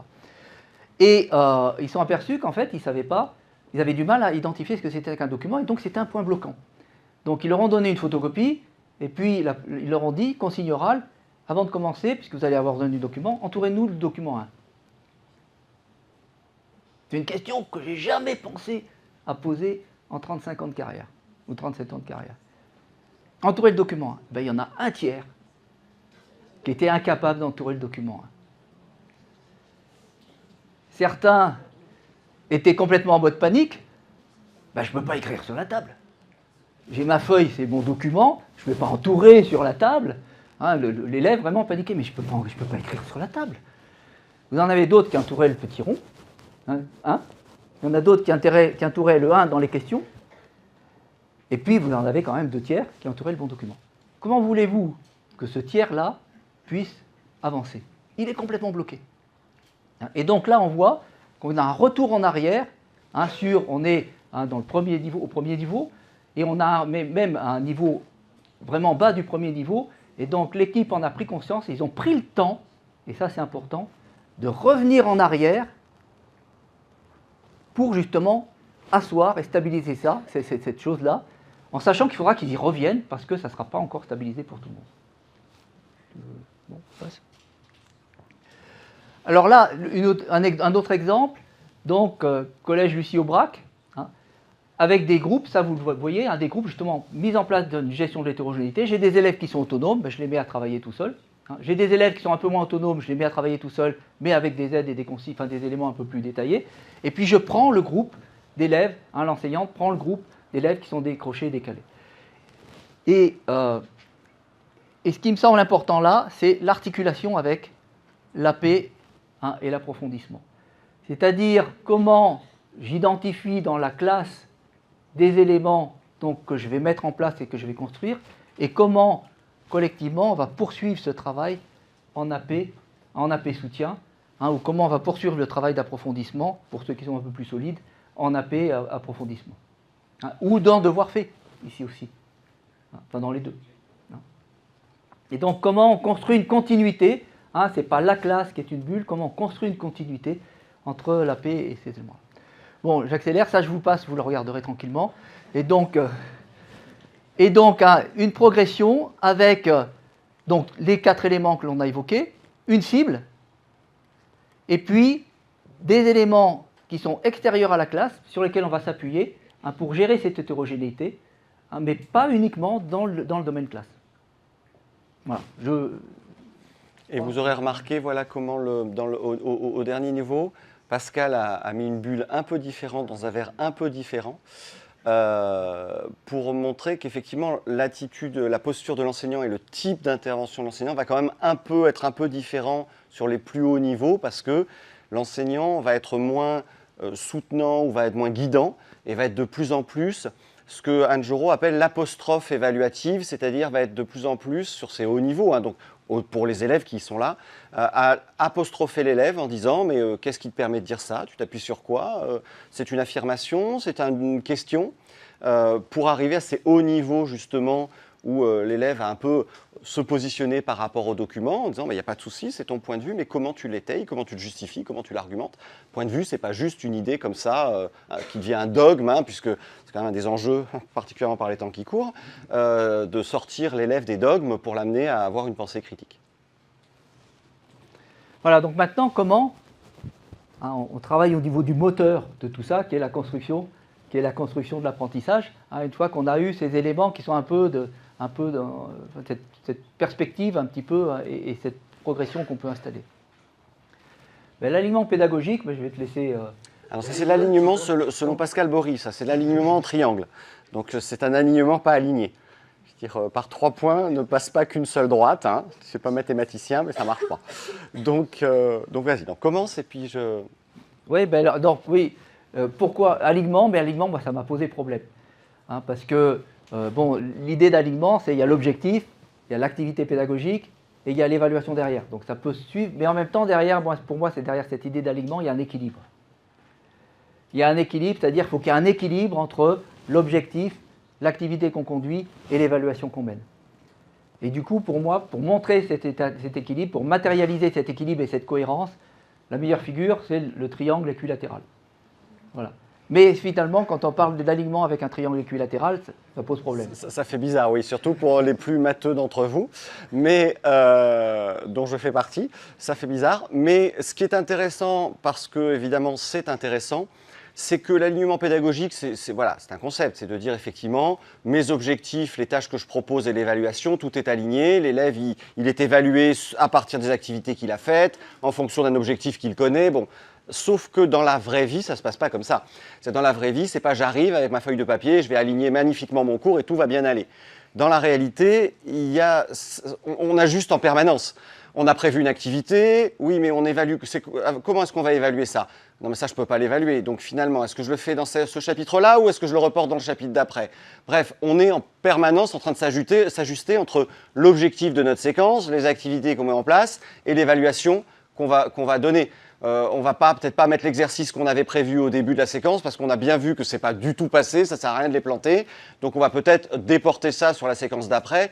Donc l'idée entre mes objectifs que je peux ajuster, j'aime bien Joas qui parle des objectifs, qui dit c'est une modification, ce n'est pas une modification dans la volonté, c'est une modification de la volonté. C'est-à-dire c'est pas je garde le même but et je vais persévérer dans ma volonté, c'est qu'il y a un moment où je vais changer mon fusil d'épaule en disant ça je vais le retirer ou alors ça je vais le rajouter. Et voilà, ça fait partie de la vraie vie. Et donc cette activité de l'objectif, des activités pédagogiques et de l'évaluation, ce qui est important, c'est de garder l'idée que dans la tête de l'élève, ça doit être aligné, il ne doit pas y avoir de surprise, mais qu'en réalité, c'est un processus. Et Pascal, qui travaille avec les enseignants et qui les voit travailler, ça l'embêtait d'avoir un truc statique. Mais vous aurez compris qu'il n'aime pas ce qui est statique, Pascal. Et du coup, je ne sais plus ce que je voulais dire, mais... oui, je ne sais plus, donc ça reviendra. Alors, on va prendre 2-3 exemples. L'alignement, c'est très difficile. Ce que je voulais dire, c'est qu'il a fallu qu'on s'aligne, nous. Hein. Il a fallu qu'on s'aligne et qu'on essaye de s'aligner, tout au moins. C'est quelque chose... Et on a eu besoin d'un juge de paix. Voilà. Alors, ça, c'est quelque chose, justement, qu'on a dans beaucoup de projets CNR. Hein. On a beaucoup de projets CNR qui sont sur des aménagements de l'espace. Que ce soit des classes flexibles, que ce soit des aménagements de l'espace intérieur du lycée, que ce soit des classes au dehors, hein, je change de contexte. Donc, vous voyez, on joue sur le contexte qu'on a vu tout à l'heure, hein, pour justement, parce qu'il y a une conviction que le concept, changer de contexte, ça va permettre de changer le niveau de bien-être, le niveau de concentration, des choses comme ça. Mais la difficulté, c'est qu'on ne rentre pas par l'objectif. Quand on lit ces projets CNR, très souvent, on ne rentre pas par l'objectif, mais par la procédure, par le moyen, par l'outil qui va nous servir à. Et l'objectif, l'apprentissage visé, il n'est pas toujours très clair. Il n'est pas toujours très clair. Les collègues ont du mal, hein, les équipes, là c'est des équipes, hein, ont du mal à le formuler. Et la tâche évaluative, alors là, hein, on demande des indicateurs, des éléments qui permettent de voir ce qui va bouger chez les élèves. parfois c'est demandé dans les projets, parfois c'est indiqué, mais de façon très très large, de façon très très lâche, et avec, on se dit mais c'est pas opérationnel. On voit que c'est pas opérationnel. Et donc tout le travail d'accompagnement qu'il va y avoir à faire, ben, ça va être de remettre l'apprentissage, l'objectif d'apprentissage en amont, de travailler sur les activités pédagogiques pour qu'elles soient en phase avec cette activité d'apprentissage, et d'ensuite avoir une réflexion sur l'évaluation pour que justement toutes les activités d'apprentissage qui ont été mises permettent bien de correspondre et de vérifier si l'objectif est atteint ou pas atteint. Et là, on est sur toute la logique d'accompagnement des équipes des projets CNR, que ce soit par les équipes de direction, par les équipes d'Acardi, par les équipes départementales, d'arriver à réaligner un projet qui souvent n'est pas totalement aligné, plus ou moins. Oui, je dirais. Alors, ça part d'un constat positif, c'est-à-dire que ça part du constat que les conditions d'études des élèves sont de plus en plus prises en compte. Donc, on s'intéresse de plus en plus aux conditions, à l'atmosphère, pour reprendre les termes de Bucheton, là-dessus. Donc, ça, c'est plutôt positif. Mais c'est vrai que, comme chaque fois qu'on introduit des choses un peu nouvelles et qu'il faut qu'on s'en empare, il faut maintenant prendre du recul, dominer un petit peu cet élément-là pour savoir comment je vais l'articuler, se l'approprier pour savoir comment je vais l'articuler dans quelque chose qui reste quand même normalement autour d'un objectif d'apprentissage. Donc c'est comment je le réimplémente dans ma progression et dans mon fonctionnement. Donc je dirais, moi, erreur de jeunesse, normale, plutôt bien, parce que ça veut dire qu'on y va. Et puis à vous d'étayer justement ça pour que ça devienne vraiment un élément moteur du fonctionnement. Autre exemple, donc de non-alignement là dans une séquence. C'est un collègue qui a demandé, donc il présentait une carte, vous avez la description à gauche, et donc il demandait où est la capitale. Première question, c'était quelle est la capitale de la Californie. Et outre le fait qu'il n'y avait aucun moyen de le voir sur la carte, parce qu'il n'y avait pas la capitale dans la légende, par contre il y avait 2 étoiles, Hollywood, capitale mondiale du cinéma, et San Francisco, capitale mondiale de l'informatique. Donc c'est un exemple qui a une dizaine d'années. Et les élèves là aussi, je choisis quoi, Hollywood? Ou j'ai une question. Mais choisis quoi, Hollywood ou San Francisco? Plutôt Hollywood. Et donc, certains ont fait un choix, d'autres n'ont pas osé faire un choix. Et l'enseignant, pendant ce temps-là, il n'a pas regardé. En fait, c'est là donc vous voyez qu'il n'y a pas d'alignement entre la question posée et l'attente. Il n'y a pas d'alignement entre l'objectif de la séance, qui était la place de la Californie dans la puissance américaine, parce qu'on s'en fiche royalement de la capitale dans ce cadre-là, on s'en fiche royalement de la capitale de la Californie, je ne vous la demande pas. C'est pas Los Angeles, pas San Francisco, Sacramento. Ouais. Mais ça ne sert à rien pour. Et en même temps, donc vous voyez, il n'y a pas d'alignement sur l'objectif et la question posée. Il n'y a pas d'alignement sur l'évaluation, puisque l'enseignant n'a pas regardé en fait ce que faisaient les élèves, parce qu'il aurait pu, même s'il n'y avait pas d'objectif, il pouvait voir que la notion de capital n'était pas maîtrisé par une grande partie de la classe. Et il ne s'en est pas servi. Et du coup, il a fait une correction. Il a fait une correction derrière qui est la capitale c'est un tel, question 1, la capitale c'est ça, question 2 c'est ça, question 3 c'est ça, question 4 c'est ça. Donc en fait, la séance n'a pas servi à grand chose, cette séance-là n'a pas servi à grand chose pour les élèves. Pour autant, c'était un prof qui est un enseignant qui est très solide, et donc ça montre bien que y a des jours où ça va, puis il y a des jours où ça va moins bien. Il y a des jours où on arrive à aligner parce qu'on est un peu plus à l'aise, puis il y a des jours où on arrive moins à aligner parce qu'on est un peu moins à l'aise, ou parce qu'on a moins de temps, parce qu'on travaille plus dans l'urgence. Voilà, il y a tout un tas de paramètres qui interviennent. Et puis comme tu le dis, professeur d'histoire-géographie, c'était peut-être un historien. Parce qu'effectivement, l'alignement pédagogique, on est à l'aise, il y a des domaines dans lesquels c'est plus facile, parce que pour aligner, pour comprendre les objectifs, vaut mieux que ce soit des choses avec lesquelles on est les plus familiers. D'où le fait que pour les professeurs des écoles, l'alignement pédagogique, c'est pas toujours gagné, parce qu'il y a quand même beaucoup de choses à aligner. Il y a l'idée quand même ici, il y a un problème de lexique, il y a un problème de sémantique lexicale, parce qu'une capitale, c'est pas un pays. Oui, la Californie, pays capital, ouais. Vous avez, c'est pour ça, c'était entre capitale mondiale, la capitale demandée pour un État qui n'est pas un pays, il y avait tout un tas de trucs qui coincent. Bien.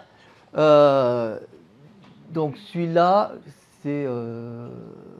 Oui, ça c'est un autre exemple, donc observé il y a quelques années donc, sur un collège de Vallon-Pont d'Arc, où le collègue Donc il commence par ses vidéos, donc on pourrait dire que c'est complètement décalé par rapport à ce qu'a dit André Tricot, mais on va voir, il passe une vidéo Thalassa.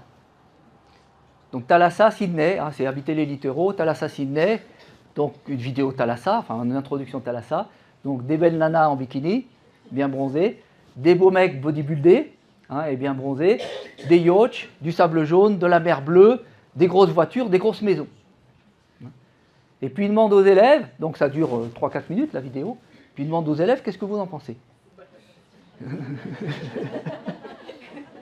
C'est l'entrée du cours. Hein. Et vous avez la moitié des gamins qui lèvent la main.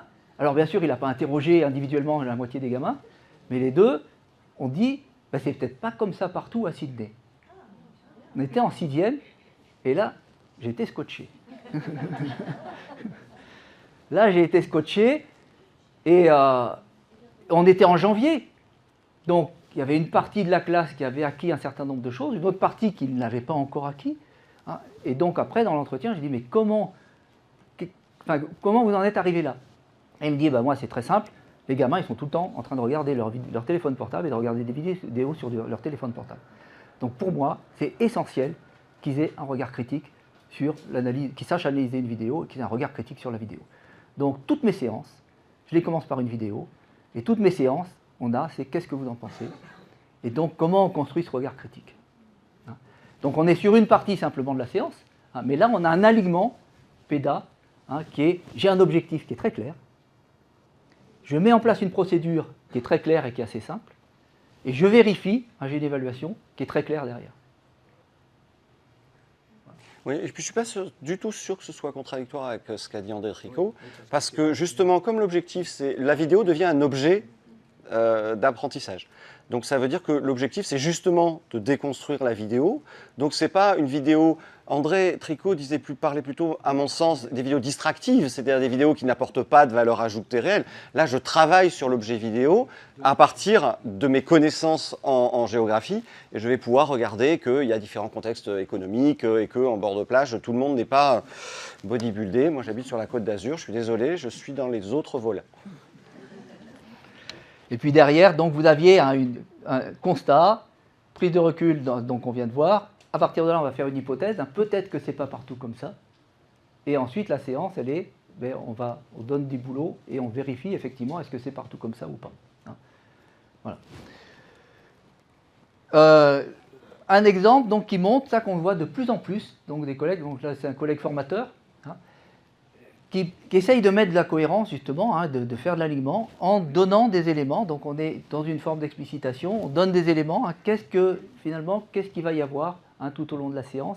Et fabriquer ce type d'outil, c'est un moyen justement de travailler son alignement pédagogique. Et puis là, on a vraiment quelque chose de très intéressant, ne serait-ce qu'au niveau de la formulation des compétences, avec des « je sais faire », quelque chose qui est vraiment, non seulement qui est aligné pédagogiquement, mais qui implique l'élève dans cet alignement pédagogique. Donc on a des choses, voilà, on voit des choses vraiment intéressantes. Ah, ça y est, là c'est moi, là. C'est toi qui fais des commentaires. Donc, juste pour rebondir sur ce qu'on disait tout à l'heure, sur cette question de plus haut niveau. La recherche, et pour éclairer ce que disait Pascal, pour la recherche, l'objectif, un enseignement réussi et un élève qui maîtrise des connaissances dans le sens large, hein, savoir, savoir-faire, savoir-être. C'est un élève qui s'autorégule. En 1986, l'Association américaine de psychologie pose comme principe qu'un élève ne maîtrise pas réellement une compétence tant qu'il n'est pas capable, dans une certaine mesure, de s'autoréguler. C'est-à-dire non seulement de mobiliser cette compétence, mais de porter un regard sur est-ce que je l'ai bien mobilisé ou pas, d'avoir un peu des éléments pour pouvoir avoir un avis sur ce qu'il fait. Donc là, on a quelques auteurs. Alors, on commence un peu, c'est la préhistoire de l'autorégulation, c'est juste pour dire que l'autorégulation, c'est un processus intellectuel, c'est quelque chose qui s'accompagne, hein, de proche en proche, ce qu'on disait, on était sur des hauts niveaux, donc il y a un moment où il faut aider l'élève, soutenir l'élève, interroger l'élève, l'amener à cela. Et si pour Nelson, qui remonte un peu, on était vraiment dans quelque chose de monitoring control, c'est quelque chose de très cognitiviste, très bloqué, d'autres chercheurs sont intéressés plutôt à l'élève en tant que sujet. Et Winnie et Hadwin ont montré que tous les élèves s'autorégulent. C'est-à-dire tous les élèves portent directement ou indirectement un regard sur ce qu'ils ont fait. Ils pensent que c'est bien, ils pensent que c'est pas bien. Le problème, c'est que les élèves en difficulté, souvent, ont des critères qui ne sont pas valables. Combien de fois on a vu un élève nous dire « j'ai bien appris ma leçon » alors qu'il a apprise par cœur? Combien de fois on a un élève qui nous présente un document qui est propre, souligné, nickel, mais qui est d'un vide intersidéral et qui est complètement à côté de ce qu'on demande? Ce sont des élèves qui ont des critères. C'est juste que leurs critères ne sont pas pertinents parce qu'ils, comme ils ne se sont pas appropriés l'enjeu de la tâche, eh bien, là où vous allez avoir un élève qui va vous donner un torchon, mais par contre le problème est impeccablement résolu et c'est exactement, enfin, sur le plan du fond, on n'avait rien d'autre à demander, vous avez un élève qui va vous présenter un document magnifiquement calligraphié, mais pas du tout, ne correspondait pas du tout à vos attentes. Donc, l'idée, c'est de dire, si je pars du principe que tous les élèves s'autorégulent peu ou prou, eh bien, il va falloir que je les interroge sur qu'est-ce que c'est pour eux qu'un travail réussi. Et ça, c'est justement se situer dans le tableau de Pascal au plus haut niveau en disant « moi, je me situe comment dans cet exercice-là » Et donc Pintrich, qui malheureusement est décédé très tôt, il est décédé au début des années 2000 et il avait pourtant des travaux vraiment assez fantastiques, dit que ce qui est intéressant, en plus chez Pintrich, c'est qu'il met dans l'autorégulation, et c'est là où il était très moderne, même s'il est décédé au début des années 2000, certes, l'intelligence, la réflexion, les connaissances, mais il met l'émotion, il met la motivation. Est-ce que je suis motivé? Dans l'autorégulation, il y a comment je garde ma motivation. Et on sait très bien que parfois, sur des élèves en difficulté, c'est pas facile d'amener les élèves à rester motivés et rester mobilisés sur la tâche. Corneau nous donnait quelques billes, en nous disant quand j'organise des travaux de groupe, souvent le coût émotionnel est moins lourd parce qu'il est en groupe, il est partagé. Donc un élève qui aurait abandonné tout seul, quand il est dans un groupe, il n'abandonnera pas. Donc il y a plein, et puis je suis sûr que c'est ce que vous faites dans vos classes pour celles et ceux qui ont des classes, mais c'est l'idée de dire, cette autorégulation, c'est quelque chose qui s'accompagne, c'est quelque chose qui est cognitif, mais qui est aussi émotionnel, méthodologique, organisationnel. Et donc, pour arriver à ces plus hauts niveaux, alors je suis au regret de le dire, ça veut dire que c'est quand même beaucoup de travail et beaucoup de savoir-faire de l'enseignant. C'est quand même très compliqué. Voilà. Et dans le cadre de la différenciation pédagogique, l'enjeu est majeur parce que on a des élèves qui s'autorégulent à de très haut niveau. C'est-à-dire, il y a des élèves, quand vous dites « relisez-vous », paf, paf, paf, il vient, ah, il a vu la coquille qu'il avait faite. Il y a des élèves, quand vous dites « relisez-vous », ça y est. Oui, non, c'est pas ça se relire. Ça y est. Non, c'est toujours pas ça se relire. Donc, parce qu'ils n'ont pas du tout compris l'enjeu, ils ne sont pas du tout dans ces boucles d'autorégulation. Donc, l'idée, c'est comment on peut accompagner petit à petit, à la mesure de chaque élève, dans le tableau que nous a montré Pascal, à essayer, case après case, d'aller un peu plus loin. Ça signifie aussi que, malheureusement, il y a un principe de réalité, c'est que l'élève qui n'a pas les connaissances, mémoriser les connaissances et les compétences techniques, il n'y arrivera pas. C'est-à-dire que je ne m'autorégule pas à partir du vide. C'est comme moi, enseignant, quand je fais un alignement pédagogique, quand je suis dans un domaine où je ne suis pas très bon, eh ben, c'est plus compliqué, parce que pour m'autoréguler sur l'alignement, quand je ne suis pas super clair sur mes objectifs, sur ce que ça implique, sur exactement ce que j'attends, c'est compliqué. Donc voilà, donc c'était l'idée, la première diapo sur l'alignement, la participation de l'enseignant à l'alignement pédagogique en soutien à l'autorégulation. Et la plus grande difficulté, je trouve, qui est celle qu'on a rencontrée là, quand on construit un cours, c'est la multiplication des objectifs. On court après trop de lièvres à la fois. Et arriver à en faire un seul, on bosse sur une compétence, on va en mobiliser d'autres, mais on bosse sur une seule. Et c'est ça, souvent, la difficulté, c'est qu'on court après trop de lièvres. Et là, ça a été... Et je rends hommage, je ne sais pas s'il y a des professeurs de langue vivante étrangère, mais dans le second degré, on nous dit objectif pragmatique, objectif linguistique, objectif culturel, et je dois courir après les 3 lièvres à la fois en permanence, et ça demande une sacrée souplesse. Et puis donc, vas-y. Oui, non. C'est de dire que tout à l'heure, Pascal disait aussi, parler d'un cas, heureusement fort rare, de l'enseignant qui n'observe pas, qui n'est pas actif pendant que ses élèves sont actifs, qui ne circulent pas, qui n'est pas présent. Hattie et Timperley ont mis en évidence le fait que les feedbacks, donc c'est une méta-analyse, comme le type de méta-analyse dont parlait André Tricot, d'ailleurs il a parlé de John Hattie hier. À partir de méta-analyse, donc méta-analyse c'est juste que je prends plein de recherches et je synthétise ce que toutes ces recherches peuvent avoir en commun et peuvent m'apprendre. Hattie et Timperley ont sorti 4 grandes catégories de feedback. Alors attention, le feedback ça peut être dans la classe, ce que je dis en circulant, ça peut être aussi la notation de ma copie, c'est un feedback. Et Et d'ailleurs, Pascal va nous en montrer un certain nombre après, parce que Pascal est devenu un expert du feedback. Et donc, Hattie et Timberley ont mis en évidence qu'il y avait quatre grandes catégories de feedback. On repérait des feedbacks sur les résultats, c'est-à-dire c'est juste, c'est faux, non, c'est pas ça. Des feedbacks sur les démarches, comment tu as fait, comment tu t'y as pris, et on va voir des exemples, donc je ne vais pas m'appesantir. Des feedbacks sur le processus d'autorégulation, qu'est-ce qui te permet véritablement de penser que tu as fait juste, d'où ça vient, ça, tu sors ça d'où, et des feedbacks sur la personnalité de l'élève. Je sais que tu peux y arriver. Et Hattie et Timberley ont montré que les feedbacks sur les résultats et sur la personnalité de l'élève sont certes sympathiques, mais n'ont aucune efficacité en matière d'apprentissage. Et que c'est sympa d'encourager l'élève, mais si on se contente d'encourager l'élève, ce n'est pas parce qu'on l'encourage qu'il va y arriver. En revanche, des feedbacks un peu plus précis, dont Pascal va vous montrer quelques exemples, sur la démarche, sur l'autorégulation, sont des feedbacks qui sont intéressants. Alors, dans une limite, c'est de ne pas tartiner la feuille en rouge, évidemment. Il y a un moment où je mets quelques feedbacks clés, j'en mets 2 et 3, je ne vais pas, évidemment, si j'en mets 450, l'élève, il va faire ce que fait tout élève. Ce que je disais en stratégie d'évitement, il regarde sa feuille, il la met dans le cartable et elle finira en boule, il la récupérera dans 3 mois quand il videra son cartable. Au mieux. Elle finira à la poubelle surtout. Et Hattie nous dit en 2010, il a un peu creusé ça, et il dit en plus ce qui est intéressant dans les feedbacks, c'est quand j'amène les élèves à les solliciter. C'est-à-dire quand je circule et que c'est l'élève qui m'appelle. Monsieur, madame, maître, maîtresse, là-dessus, je ne suis pas bien sûr, c'est bien ça? Ce feedback, il va imprégner. Quand les feedbacks ne donnent pas la réponse, combien de fois dans les classes on voit les enseignants qui circulent et non, ça c'est faux. Bah ouais, ça n'avance pas plus. Ou alors mieux, ça c'est juste. L'élève qui était en train peut-être de s'interroger en disant est-ce que c'est juste ou c'est faux, vous lui dites que c'est juste. Bah il arrête de réfléchir. L'enseignant a dit que c'est juste, c'est bon. Il n'a plus à réfléchir, c'est juste. On passe à la suite. Quand ces processus interviennent, quand ces feedbacks interviennent dans le processus d'apprentissage, donc quand on est dans une activité en cours d'apprentissage, en cours de séquence, c'est là où c'est vachement important de circuler dans les rangs, de les mettre en activité. Ils sont en train d'apprendre, ils ont besoin de nous vraiment, vraiment à ce moment-là.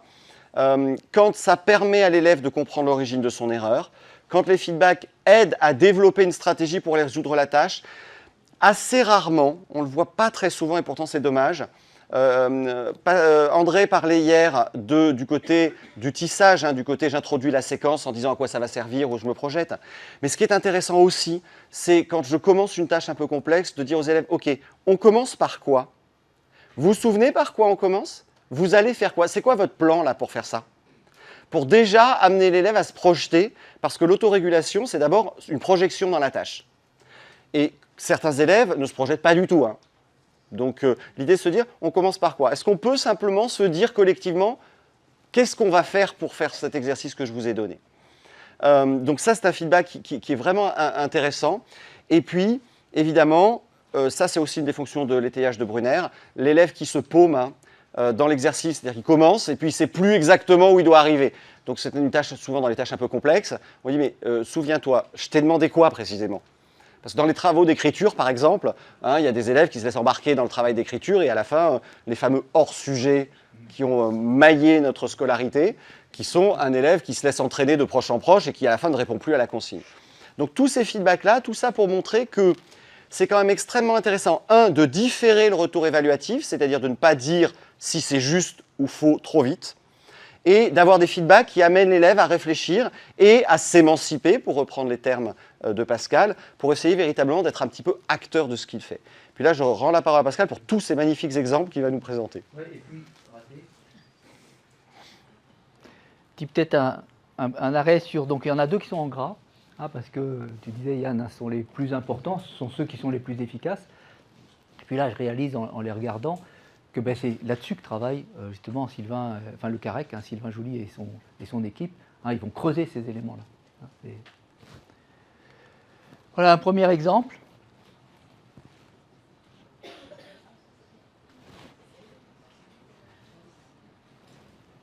Feedback, un peu réduit, mais courant. C'est un exemple qui est extrêmement courant. Il y a écrit un devoir correct, mais vous êtes capable de mieux. Mais en même temps... Alors pourtant, on le voit. Ouais, on le voit souvent. Mais en même temps, quand vous avez 35 copies, c'est-à-dire il y a le principe de réalité aussi. C'est-à-dire comment 35 copies, puis il y a peut-être un autre paquet, ou 2 autres paquets, ou 3 autres paquets derrière. Hein, donc à un moment donné, oui. On n'a que l'entête de la copie, peut-être y a-t-il du feedback. Voilà, et après il y a des choses, effectivement, vous faites bien de le dire, bah, c'est dans les notes, mais c'est pas. Voilà, effectivement, après, ce qu'on ne voit pas, c'est ce qu'il y a derrière. Hein, ce qu'on voit que l'entête, pas la copie. Alors on va regarder. Sachant que l'objectif n'est pas d'accuser l'enseignant, c'est juste de dire qu'on a aussi des copies où il n'y a que ça. On a des copies où il n'y a que l'entête. Vous avez un autre exemple, donc là, il y a une volonté d'avoir un certain nombre de retours sur un certain nombre de points, donc avec un décortiquage assez fin. Pour gérer le temps, eh bien justement, c'est énoncé en amont. Et donc on met des croix, l'enseignant met des croix, ce qui est relativement rapide. Il y a un truc qui me gêne. Il y en a beaucoup, et puis c'est exprimé que négativement. Hein, c'est-à-dire, c'est pas ce que l'élève sait faire, c'est ce qu'il ne sait pas faire. Enfin, c'est une simple recopie, il n'y a pas de précision, partir sur un autre sujet, un hors sujet. Donc, ça pourrait être formulé de façon positive. Hein. Et puis, du coup, ben, quand j'ai A, c'est que je suis très mauvais ou je suis très bon.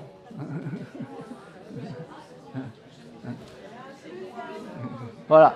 Mais par contre, il y a une réflexion sur, ben justement, il y a une réflexion sur le feedback, hein, c'est-à-dire quel retour je fais à l'élève, comment je lui dis ce qui fonctionne chez lui, comment je lui dis ce qui fonctionne moins bien chez lui. Hein. Donc là, il y a une réflexion, hein, il y a une réflexion sur le feedback, dans laquelle il y a encore des maladresses, mais voilà, il y a quelque chose qui est bien, enfin, qui a une réflexion. Voilà un autre exemple. Donc là, on est centré sur l'élève aussi. C'est du positif. C'est du positif. Et puis, donc on voit, on est sur des compétences, on est en collège, mais il y a quand même une note, hein, warum nicht. Et puis, par contre, quand la note est un positionnement et pas une moyenne, hein, quand c'est une moyenne de différents trucs, ça coince. Quand ça correspond à un positionnement, c'est une échelle de valeurs. Une note, c'est une échelle de valeurs. Si vous dites tel positionnement, ça fait telle note, c'est pas gênant. Où ça devient gênant, c'est quand vous faites des moyennes. Là, un feedback donc, qui est rédigé. On voit que l'entête, mais là, c'est rédigé. Donc, vous voulez que je vous le dise peut-être, hein. 10 premières lignes bien peu utiles. Il fallait présenter les documents, nature, contexte, notamment avec les destinataires. Pas les décrire. Manque de connaissances précises pour analyser les documents. Loi de 1880, 1882, 1884, point d'interrogation. Et puis, donc, manque de connaissances, il y a une reprise, hein, pour répondre de manière rigoureuse, et puis des fautes d'orthographe. Donc là, ce qui est intéressant, c'est que ça focalise, hein, ça focalise sur ce que l'élève doit regarder. Hein, et c'est un petit peu la difficulté. De la même manière, pour aligner, hein, il y a un objectif. Est-ce qu'on dit à l'élève tout ce qui ne va pas? Et si c'est un élève en difficulté, ben... Ou est-ce qu'on lui dit, bon, il y a des trucs qui ne vont pas, mais tu vas commencer par ça. On va d'abord essayer de régler ce problème-là. Et puis, il y a une entrée qui est soit un peu constat, soit une entrée qui ouvre des pistes de ce qui était attendu. Donc, il y a quand même des commentaires pour faire et des commentaires dont on ne sait pas quoi faire. Donc, voilà, c'est quand même, on a aussi des commentaires comme quoi, sur une copie, on peut aussi avoir des billes pour avancer quand même. Voilà, puis d'autres exemples, hein, très rapidement, de collègues, hein, qui essayent, ou d'équipes, hein, qui essayent des modalités. Donc celui-là, voilà, on essaye de définir des descripteurs. Hein, l'équipe définit des descripteurs, c'est rédigé, et du coup, ben, quand je corrige ma copie, au lieu de rédiger, hein, comme l'a fait le collègue précédent, ben, là j'entoure. Hein, ce qui permet à l'élève de se positionner. Et puis en même temps, comme il a ben, les éléments antérieurs et postérieurs, il sait où il en est dans sa progression. Donc il sait qu'il en est là, il va falloir qu'il creuse et qu'il arrive. L'étape suivante, c'est celle-là. Hein. Oui, on travaille beaucoup dans la recherche en ce moment là-dessus avec des équipes d'enseignants, justement avec les descripteurs, avec l'accompagnement enseignant pour que l'élève voit l'étape d'après. C'est-à-dire que si dans ta copie il y avait eu ça, ça et ça, tu en aurais été à l'étape d'après. Alors ça demande un accompagnement, hein, ça ne demande pas juste de lui filer la grille et de laisser se débrouiller avec, mais ça permet à l'élève d'être à l'étape du dessus et de se rendre compte de ce qui manque. Et on a des choses assez intéressantes avec des résultats assez intéressants. Et puis là, vous avez un feedback qui est très ciblé, justement, hein, il faut que tu conclues tes arguments, enfin tes démonstrations. Il faut que tu apportes des arguments, il faut que tu conclues tes démonstrations. Voilà. Donc, en conclusion, on a pris un peu plus de temps peut-être que prévu. Ouais. Donc, une définition, on vous propose une définition de la compétence qui est simple et dynamique, hein, pour essayer de construire justement ces apprentissages et d'amener l'élève à s'engager, de jouer sur le contexte, de jouer sur le niveau d'autonomie pour arriver à cette émancipation. Et d'arriver à y jouer dans des classes qui sont de niveaux différents, enfin, dont les élèves sont de niveaux différents. Donc vous travaillerez sur les modalités. Hein, demain, ça va être un des objets de la conférence de Céline Bux, et puis des ateliers, hein, qui vont travailler. Là, on sera sur des modalités. Vous avez vu quelques pistes déjà tout à l'heure. L'aliment pédagogique, le moteur, hein, pour arriver à construire ces apprentissages, l'importance de l'aliment pédagogique, de l'autorégulation, des feedbacks, de prendre le temps de faire des feedbacks aux élèves, hein, sous des formes différentes. Et puis, tout cela nécessite donc là, on passe sur le registre un peu IPR. Hein, c'est une entente à l'échelle de l'équipe pédagogique. Hein, il faut une entente à l'échelle de l'équipe pédagogique. La grosse difficulté, si je reprends le collègue de Vallon-Pont d'Arc, hein, sur Thalassa et sur Habiter le littoral, lui, il fait ça. À la fin de la 6e, les élèves auront acquis un regard critique. Si l'année suivante, il y a un collègue qui demande aux élèves de présenter le document et qui ne travaille pas du tout sur la vidéo, qui ne travaille que sur des textes, présenter le document nature-auteur-date, bien, il y a toute une partie des élèves qui vont perdre les compétences qu'ils ont acquises. D'où la nécessité d'un travail en équipe pour construire une progression et une cohérence, hein, sur l'ensemble de la discipline au minima et si possible de l'établissement. Et puis, donc ça nécessite tout ça un recul sur les missions d'enseignants pour justement avoir en tête que l'objectif, c'est l'émancipation des élèves, hein, c'est qu'ils soient autonomes dans leur pensée, hein, qu'ils aient une autonomie intellectuelle et qu'ils puissent s'exprimer, et pas simplement qu'ils soient autonomes dans leurs tâches, et pas simplement qu'ils appliquent des consignes, hein, ou des questions. Voilà. Moi, je vais juste terminer la conclusion en disant, sans vouloir être polémique et me faire gronder par l'IPR, un enseignant, je vais partir par une banalité, un enseignant, ça enseigne. Un enseignant, ses missions, c'est d'enseigner.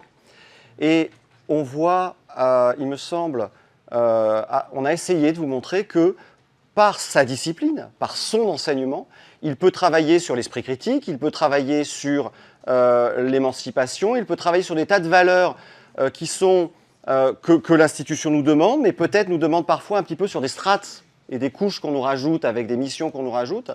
Or, je trouve que par l'intérieur de la discipline, par l'intérieur des enseignements, des apprentissages, par l'organisation, on forme un élève citoyen, on forme un esprit critique, on forme un esprit libre, on forme un esprit éclairé par l'ensemble des contenus. Et que, sans doute, remettre en système toutes ces missions qui sont les nôtres à partir du rôle de l'enseignant qui est d'enseigner, finalement, on peut atteindre ces objectifs-là sans avoir l'impression d'avoir les 10 minutes développement durable, les 10 minutes citoyenneté, les 10 minutes ceci, les 10 minutes cela, mais de les intégrer à quelque chose qui est cohérent, qui est global à notre fonctionnement. Ça demande, comme le disait Pascal, du travail en équipe souvent, parce qu'on on travaille ensemble autour d'un projet commun.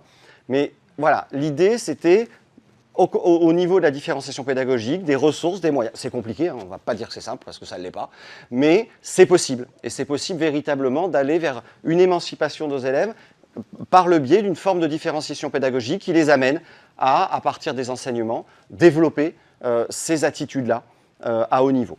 Voilà. Ben, si vous avez des questions, on est oui.